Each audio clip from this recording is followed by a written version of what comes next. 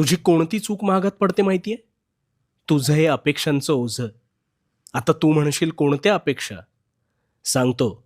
सगळं काही उलगडून सांगतो. शांतपणे ऐक फक्त. खरं सांगू का? तू दिवस पुढे ढकलतोस, पण तू आयुष्यच जगत नाहीस.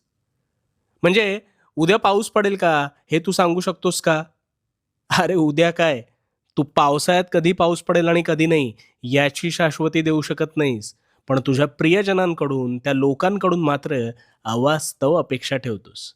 म्हणजे एखाद्याने काय खावं, त्याने काय बोलावं, कसं वागावं, त्याने काय मागावं, त्याने काय मागू नये, असे निष्फळ, निष्कारण असंख्य प्रश्न तुझ्या डोक्यात सतत भांबावत असतात.